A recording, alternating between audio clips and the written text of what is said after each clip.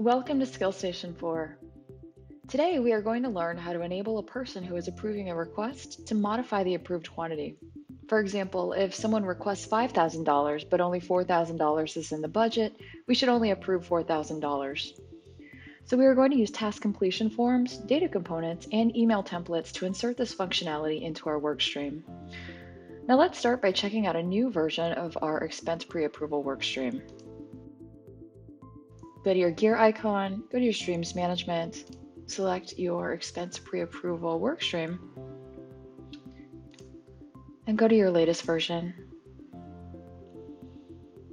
We're going to unlock it, and we'll add some comments for the change logs in the event that we get audited or need to revisit these edits later.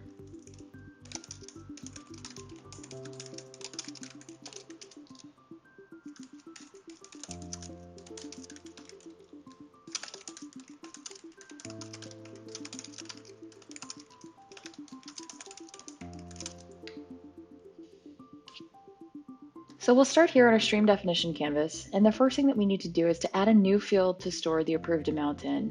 And we're going to do this with a data component. And as you know by now, a data component stores information that's captured for a specific instance of a process or a work stream. And right now we have one data component called request, which contains many types of fields. So hover your mouse over that request data component to reveal the edit function and click on that. And per usual with data components, we've got a couple of tabs here. We've got general, fields, and validations. Click on the fields tab. Now you want to add a new field, so go ahead and click on the new field button and give it a title of approved amount. Again, our name auto-populates because that name field is what PulpStream uses on the back end to organize information. Those get used in expressions and APIs. In the type pull-down menu, choose currency because we're talking about money, and let's enable 2 decimal places to be shown. That looks good, so save the field. Next, we need to add another field for the comments that the approval will make. Again, the name auto-populates. I'm actually going to edit that just in case we need to use that in a template later. I won't have to worry about that underscore that gets created with a space. So the type of this field will be a text field.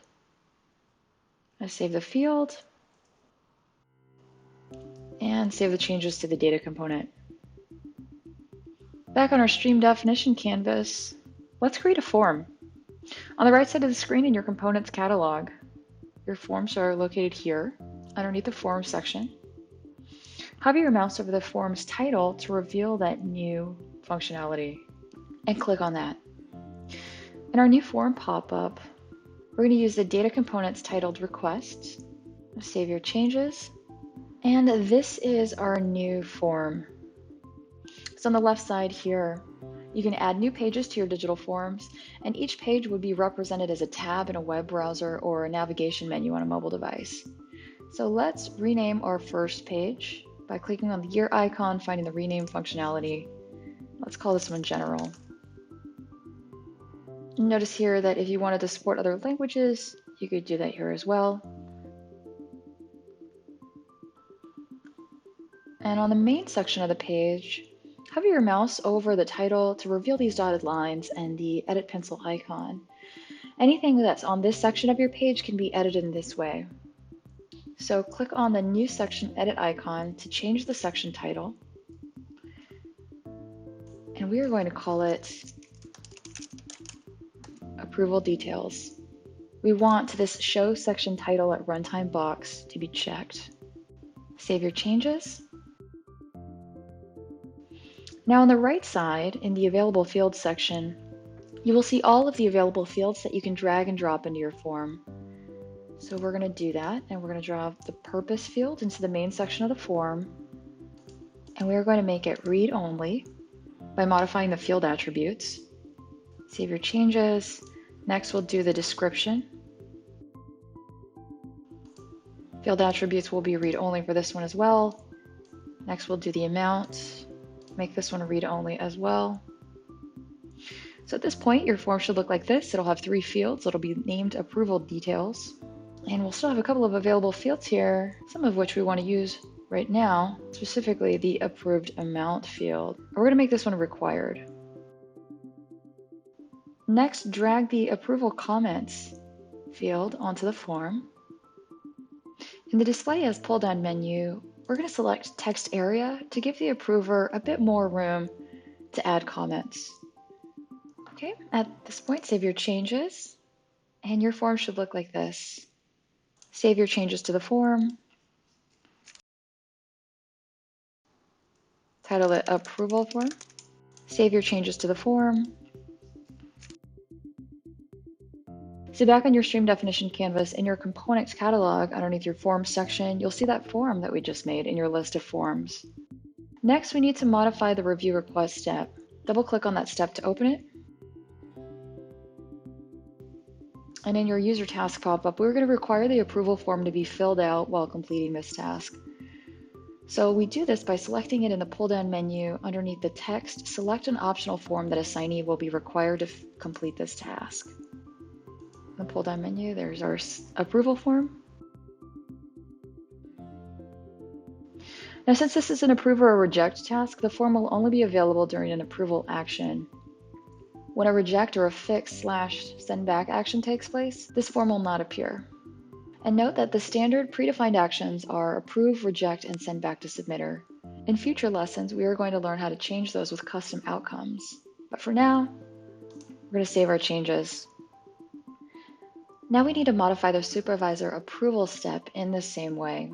So you double click it to open it, go down to select an optional form that the assignee will be required to fill out this task, and we'll select the approval form and save the changes. Now we've edited our data component and our user task completion forms. Next, we need to modify the approval notice email template to include the approved amount and any approver comments. So on the right side of the canvas is our components catalog, and find your email template section. Underneath the title, email templates, you will see the template called approval notice that we made earlier. Hover your mouse over that to reveal the edit feature and click on that. In the pop-up window, you'll see the email template and its contents, and we want to remove task completion comments and add approval comments here. So remember that field merge value that we made earlier? We're going to delete that, and then we're going to go to our magnifying glass and find new field merge values to personalize this email with a few things. One, we're going to get our approval comments, and that was in our data component, so that's the tab that you want to select. Copy it, paste it here. And we also want to modify this to include the requested amount as well as the approved amount. So let's update the body of our email.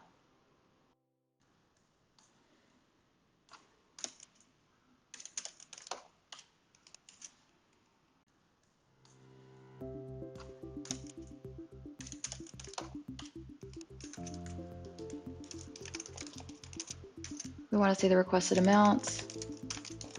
Let's see the approved amount as well as approval comments.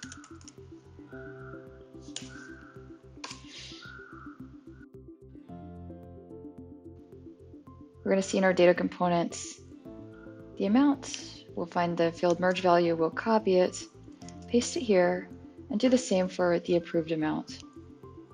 It's in our data components field, select it, copy it, and paste it here. So your email should look like this. If you need a little bit of extra time to make your email look like this, pause the video. I'll be here when you get back. Now that we've finished editing our email template, let's save our changes. And we're going to save our changes to the process as well. And we get our success notice here. And that's it.